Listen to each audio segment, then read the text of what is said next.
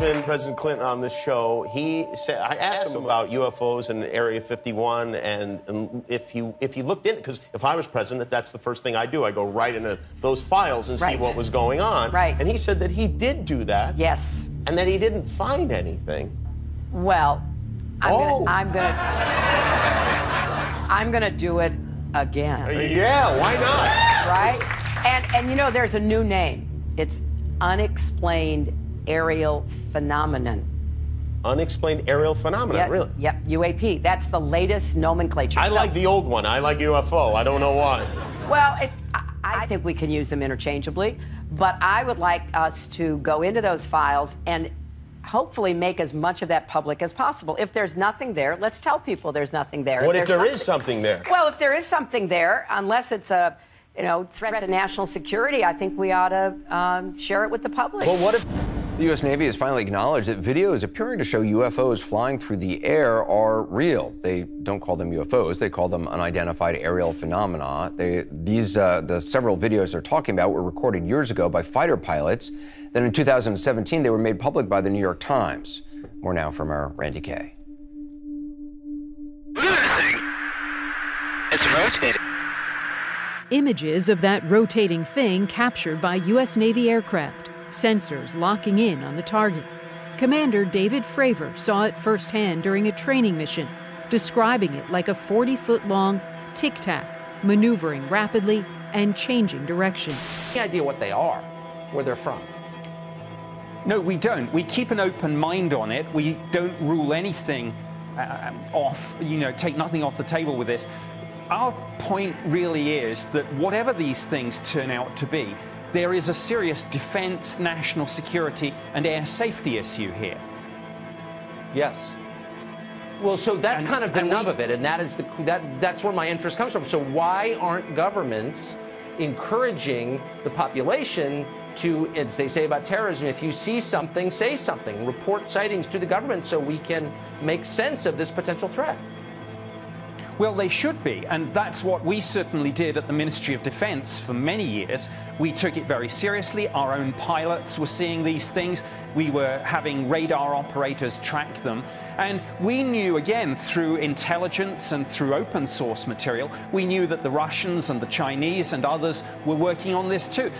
When Einstein developed the general theory of relativity and gave us our understanding, our deepest understanding to date of the gravitational force, he didn't just offer a small modification of Newton's theory.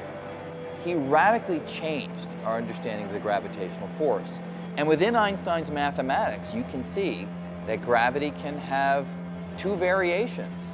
One being the familiar one, where gravity is an attractive force, but right there in Einstein's mathematics is the possibility for gravity being repulsive, for pushing outwards, not pulling inwards. New at 5:30, newly declassified videos are shedding light on the government's secret UFO program. Here is the Navy's video of one of those sightings happening off the coast right here in San Diego. They almost hit one. There's a couple things I see. This is all off Virginia, by the way. It's the vacapes. So there's whiskey areas out there too. That's where NAS Oceana goes out and trains. They've tracked them at just sitting there. They've tracked them at high rates of speed. They've been tracked lots. The radars they're using now are even better than the ones that I had in the Super Hornet. It's pretty amazing. More advanced technology, cooler stuff, more capable. They're seeing it. At first they thought when they first saw it, they thought, oh, these are just ghost hits. And I'm like, no, that radar really doesn't provide ghost hits, which are false targets. It's pretty good.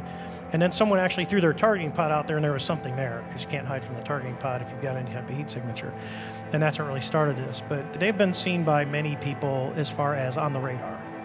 And there's been a couple that have seen visual, because one guy almost hit one. He was just sitting there. This is recent. This is real recent. This is within the last 5 years.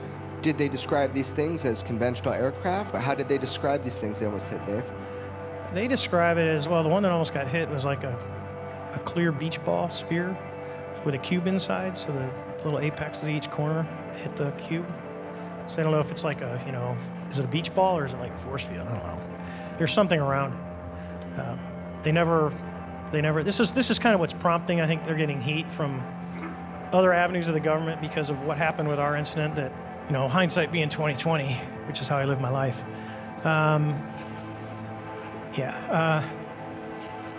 probably should have done something about it. You know, maybe put a little effort into this. If not to go figure out what can come in and penetrate a battle group like that, but... March 13th, 1997. This event called Lights Over Phoenix. What did you see? Well, I saw a huge craft just kind of come right over Squaw Peak. That was, you know, it was just breathtaking. And I'm not sure about the date. You've got a better memory March for the 13th. dates than I do. Yeah. But there was no, like the Clinton day, no. No. No, I was on a strict diet. No, I'm serious. I'm serious now. That unquestionably it was a UFO, which means unidentified flying object. That doesn't mean we're being visited. Well, it's nothing like anything I've ever seen.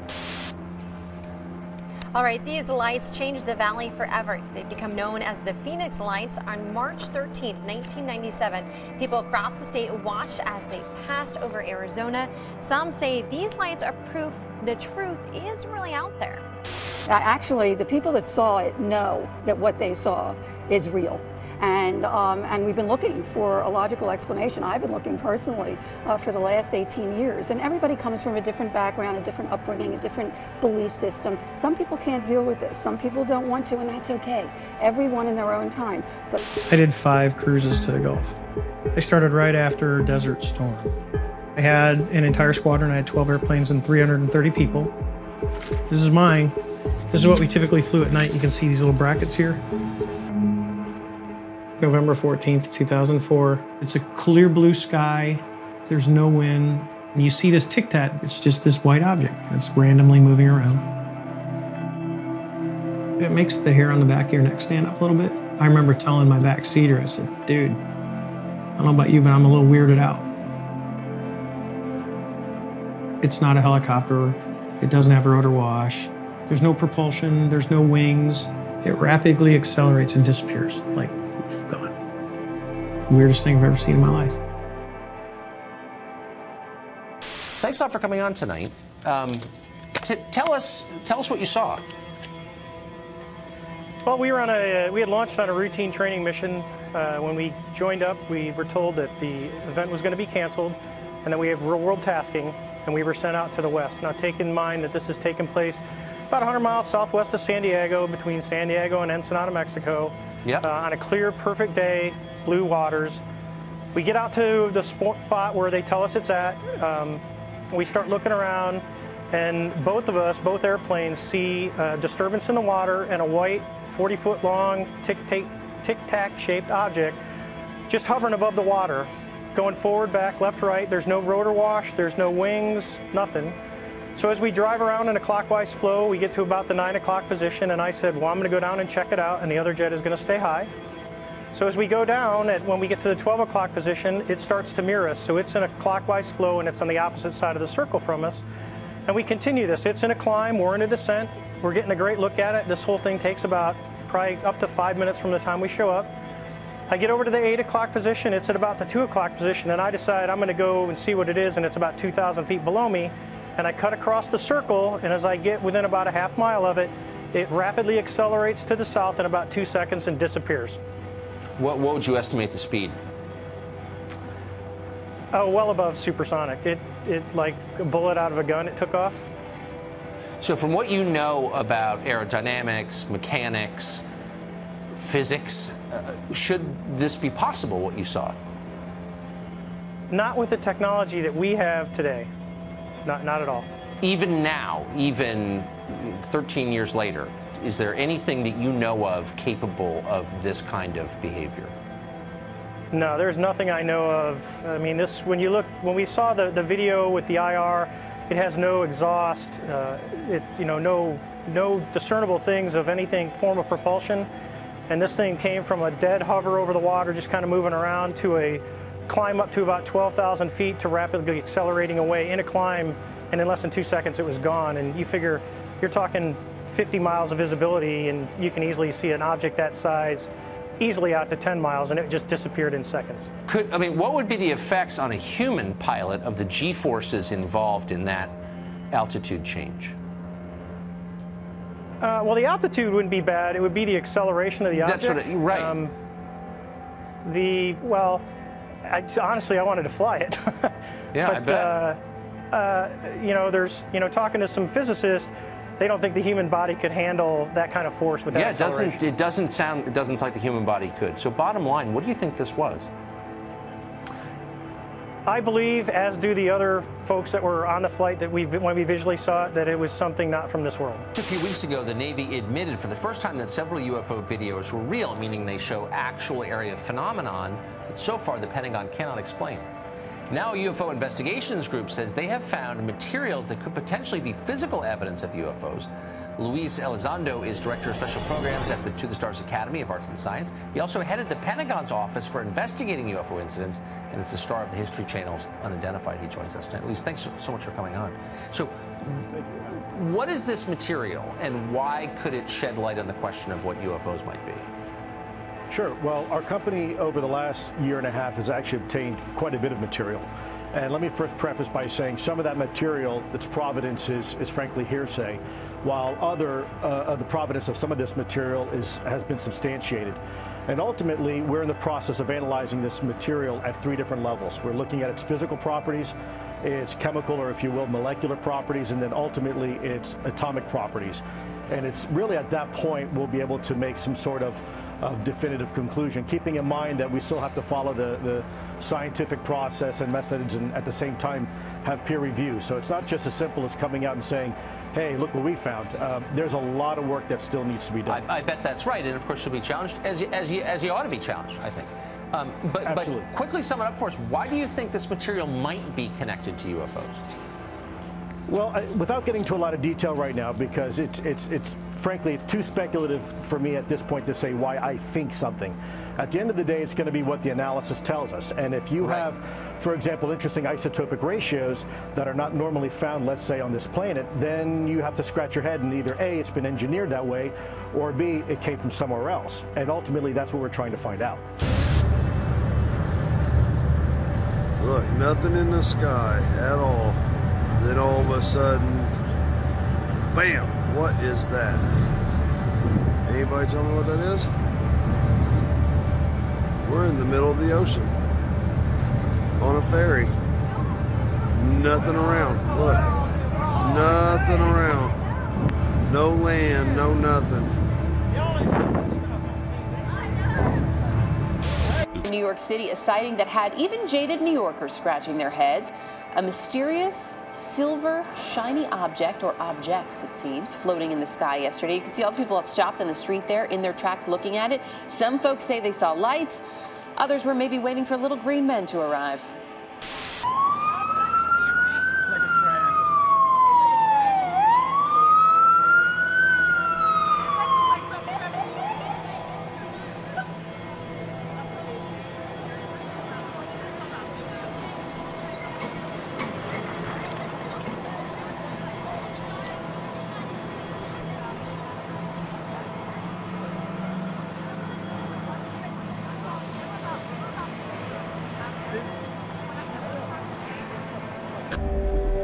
Commander David Fravor still can't explain what he saw that day in 2004.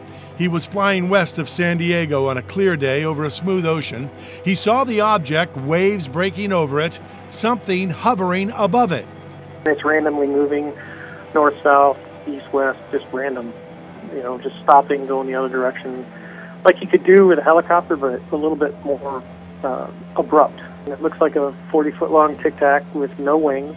With the weekend release of the tape, Fravor is now a heavily demanded interview. Personally, I think it was not from this world. I honestly believe that I don't believe we would have a technology like that. Fravor says he and his 4-man team tracked the object for several minutes until it just disappeared. Was he ordered to keep it quiet? I did not have to be quiet. Yes, the superiors knew, everyone on the ship knew. Over time, you start asking, why didn't anyone ask about this? This was a unique event. And it just kind of went away, and I really didn't talk about it for years. It was the Department of Naval Intelligence that actually employed me, and our job was to back engineer an alien spacecraft that was housed at Area S4, which is just south of Area 51. Not really. I was the co-anchor of the 5 o'clock news with Paula Francis, and our newscast back then featured a nightly interview segment. The guest we had scheduled for that day bailed on us at the last minute, so I placed a call to famed aviator John Lear because he'd been telling me he knew someone who'd been hired to work at an ultra-secret military base near Groom Lake. We had no idea the interview would still be of interest 30 years later.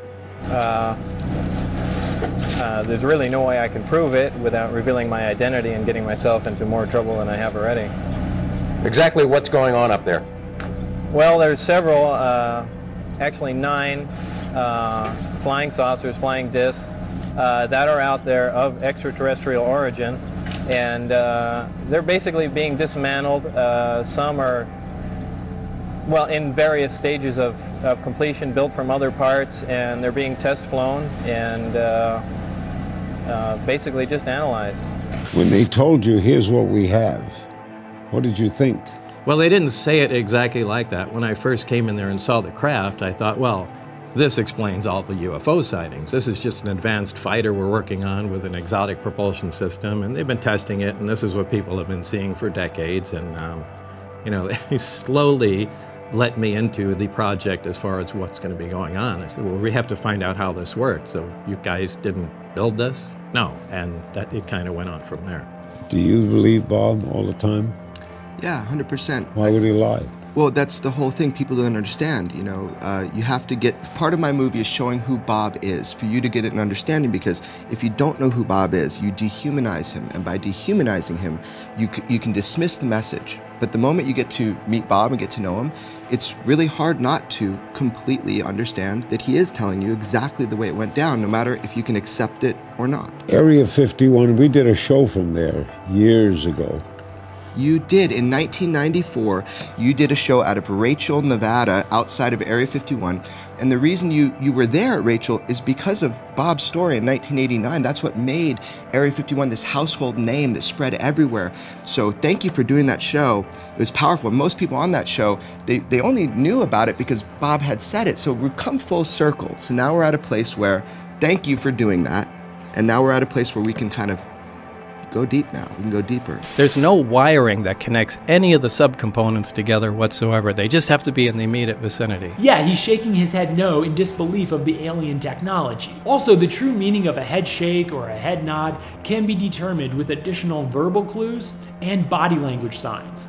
Yeah, clusters. The stuff is borderline magic. There was some progress. I mean, we did identify, at least we think, some processes and had a rough idea, we think, of what was going on, but I think this is a problem that they've had for a long time. I didn't see this, and I don't know it to be fact, but this is what I was told, that I was hired to replace one of a couple people that were killed while working on one of the reactors from one of the crafts. Apparently, they, for whatever reason, cut open an operating reactor, and the device exploded, killing both of them. The scientists that were killed there, allegedly the detonation from the explosion was fairly large. It would have rivaled a small tactical nuke. So it was done at the Nevada test site, and it was to be passed off as an unannounced nuclear test. Yeah, I think what they were trying to do was cut into one. Oh, now, Jesus. they had more than one there. Now, this must have been a pretty desperate attempt, but it looked like they used a plasma cutter or something like that to cut into an operating reactor. We're not noticing any duping delight either from Bob, where we would observe him suppressing out-of-place laughter and giggling. Bob is talking about this outrageous experience, and he's saying it all with seriousness. If you were making up a story about working on secret alien spacecraft in the Nevada desert, I think we would all be trying to hold back some chuckles from the absurdity of what we're telling everyone, and the fact that the guy interviewing us seems to be completely buying this crazy story. But again, there's no signs of out-of-place chuckles or suppressed laughter from Bob. The excitement kind of turned to dread at some point, because the amount of power we're dealing with is astronomical. I mean, to affect gravity, to produce the effects like this equipment does, takes huge amounts of power. It's incredibly dangerous to tinker with something like that. And, in some respects, we were guinea pigs, just try to find out how to make this thing. Bob's body language is alarmingly congruent and in line with what we would expect of someone talking about what he's talking about, from his eyebrow raises, indicating concern, and head movements to little chuckles. When he tells us, looking back, he basically felt like a human guinea pig. If Bob is lying, I can't stress enough how difficult this is to do. Long tube, essentially, and they accelerate particles with high voltage and radio frequencies till they reach high speeds. But a cyclotron does that in a small circular area. And there's this very heavy element fuel, element 115, something that wasn't on our periodic charts at the time. 115 is strictly an extraterrestrial material. It probably occurs naturally in some other places, maybe other star systems. Some people not familiar with science or chemistry say, well, that's ridiculous, all the elements occur on Earth. But that's not true. There are elements on the periodic chart that aren't found on Earth. 115 isn't that far away. And when they synthesize it, it's not like they're making a couple ounces of it. They're talking about 1 or 2 atoms of it. To make any usable quantity of a heavy element like that is virtually impossible. But it is now. It is now, yeah. When did it become on the periodic table now? I don't remember. August 27th, 2013. Researchers confirmed the existence of a new element on the periodic table, created through nuclear fusion. They name it unpentium, or element 115. There's been a bunch of people that called bullshit on many of the things that you've said, but over time, many of the things that you talked about, even in the 80s, have proven to be true. Things that people said were not true were proven to be true. Element 115 was one of them. Right? Right. Element 115 is stable. And for those familiar with chemistry, we know that elements with higher atomic numbers have shorter and shorter half-lives. However, when you reach a certain point, they call it the island of stability. There is a place. We've theorized this for a long time. Somewhere around 114 to 116, there should be an area in there where the nucleus of the atom is geometrically stable with protons and neutrons, where it no longer decays. It's not radioactive. 115 is in fact this element. Well, I really don't want to talk about that. No, I'm talking about the 115. Mm-hmm. Well, I don't know. I have to think about how I'd... What is the problem with this? I don't want to get myself into more trouble by admitting something. So you were able to get away with a sample of element 115. How much did you get away with? No comment. Security agents from the OFI, the Office of Federal Investigation, had been witnessed doing random security checks at his house. There was almost no question in anyone's mind, anyone in Bob's immediate life who talked with him on the telephone, that his phone was tapped. I mean, strange things would happen on Bob's phone and really continue to this day. They somehow or another had acquired a stable version. Did they say that the stable version had come with this craft? Yeah, it absolutely came with the craft. I was told that we have 500 pounds by one of my co-workers. I did get a chance to look inside the craft on only one occasion. When I first got to look inside the craft, all I can say, it's an ominous feeling. You walk in there and it feels as if you shouldn't be there. I know that sounds kind of corny, but it's a real ominous feeling. It's not an exciting feeling. It brings up a whole lot of questions in your mind. Well, where did this come from? And you know that they won't give you the answers to the whole story. I don't know if the craft is made of, an advanced metal or a ceramic. It was cold to the touch, so I would lean more towards a metal. Brushed aluminum, actually just an unfinished stainless steel, not shiny finish to it. Had no seams. It was as if it was injection molded from one giant die. Everything is one color. It's like a dark pewter color, and there are no right angles anywhere. It's as if somebody took a model and fashioned it out of wax and then heated it just for a short time so everything melted. It's a really weird looking thing. Finally tonight, while most questions at Tuesday's White House press briefing focused on the Republican tax plan, things took an otherworldly turn at one point. Several media reports disclosed the existence of a secret Pentagon program that was researching UFOs, funding right now for that in 2012. Does the president believe in the existence of UFOs, and would he be interested in restoring funding for that program? Somehow that question hasn't come up in our back and forth over the last couple days, but I will check into that and be happy to circle back. Welcome back to our special Trump in Asia edition. Tucker Carlson tonight. We're standing right now on the North Korean border. Our interview with the president didn't simply focus on foreign policy or the decay of American cities, though you could fill hours of programming on those topics.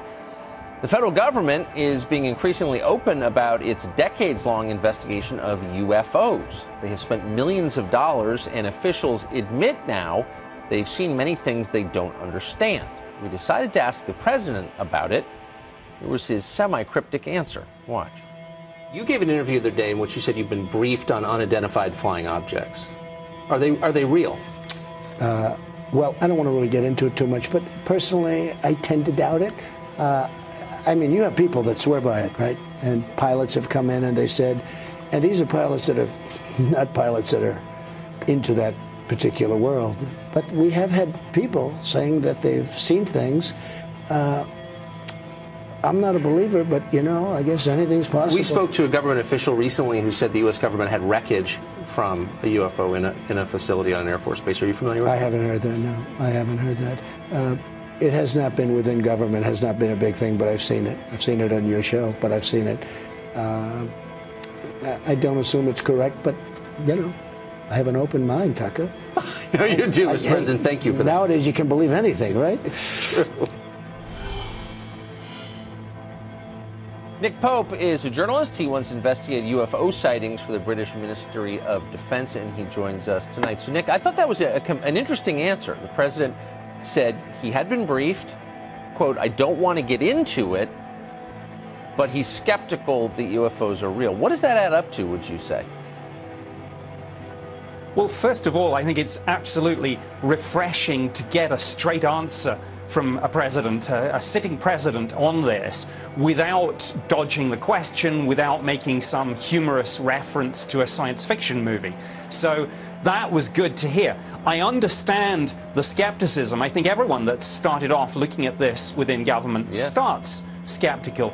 But as you say, this reference to the briefing that he has is very interesting. And when he says he doesn't want to get into this, does that reflect just that he's personally not that interested, or maybe that he received some classified information that he's not able to share about all this?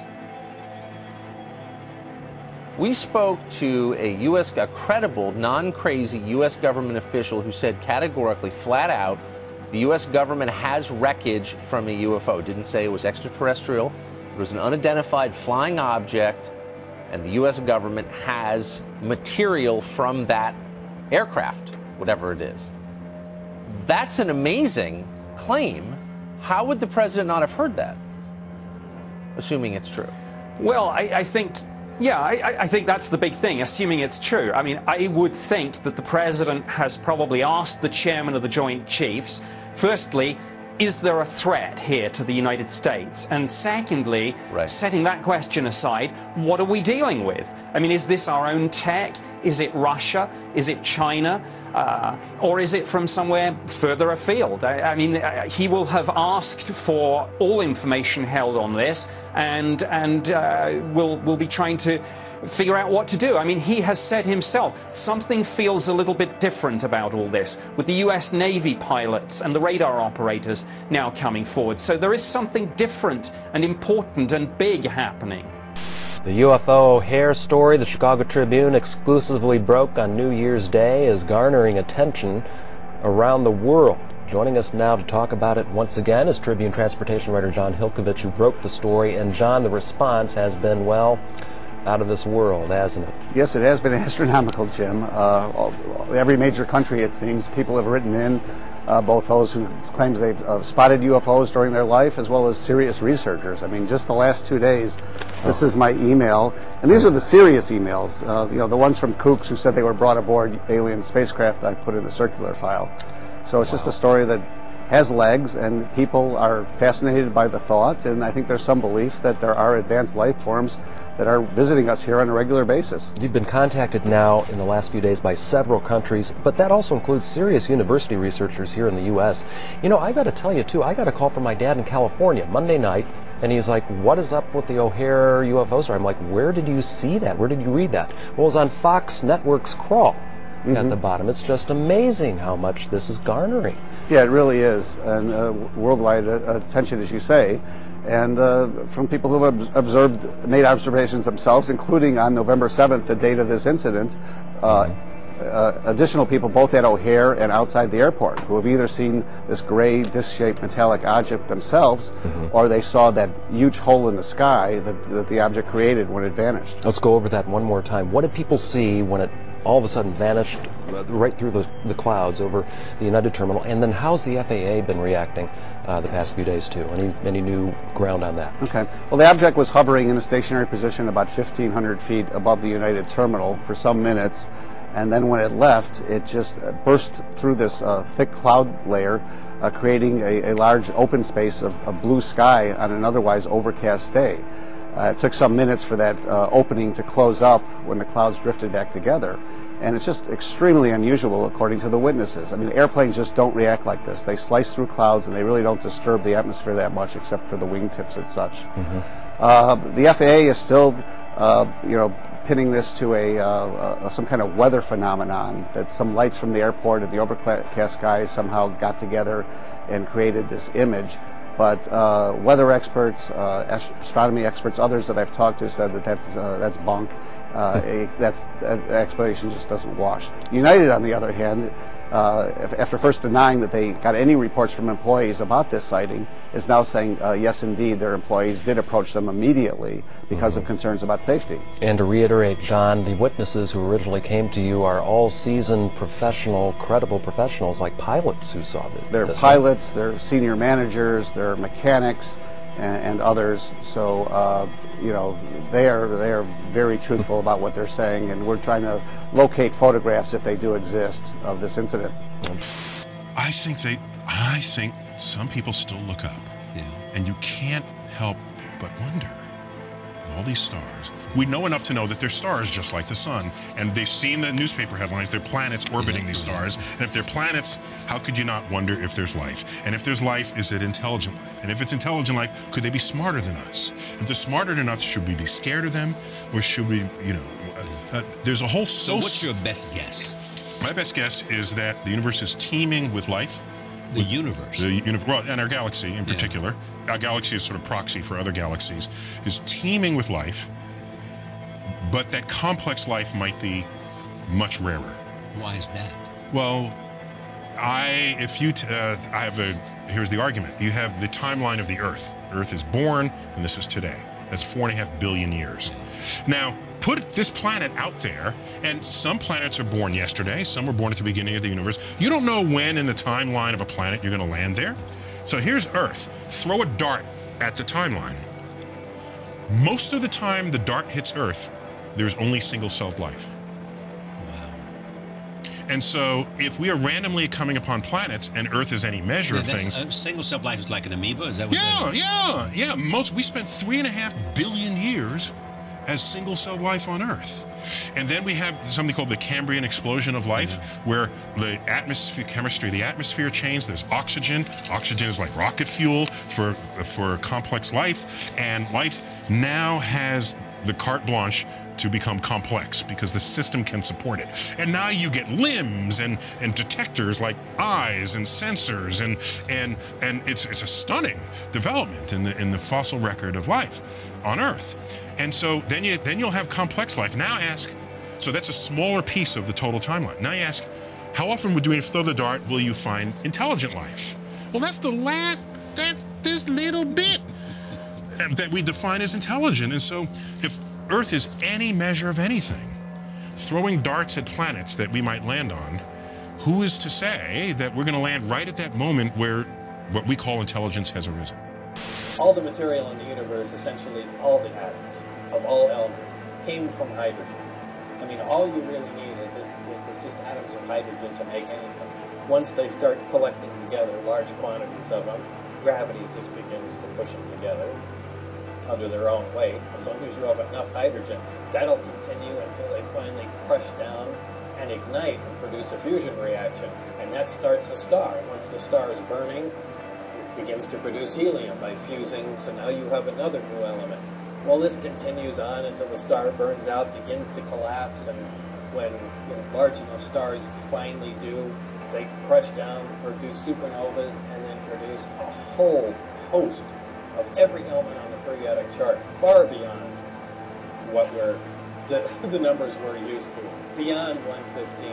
And maybe some of these, that's where all the gold, all the uranium, every element you have ever come from, including every cell in your body, has come from supernovas. That's the factory that makes elements. So if there was a location somewhere else that had bigger stars, multiple stars, that burped out more heavy elements than our local system did, maybe this is common, and you can find stable 115 likely mined for gold on our planets and uranium. It just depends.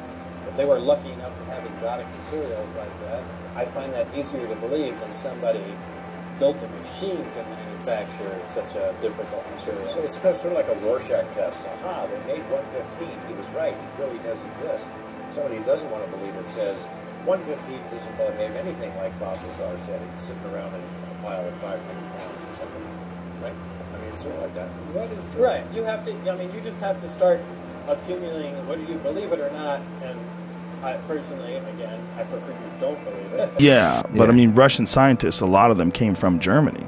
A lot of those rocket scientists that work with NASA, they all came from Nazi scientists. Got it. So some Russians got some of them. I just know at some point there was intense cooperation with Russia. I mean, even exchanging some ideas on nuclear weapons and EMP tests and stuff like things we would never have discussed with them. But at the same time, it was in the late '80s.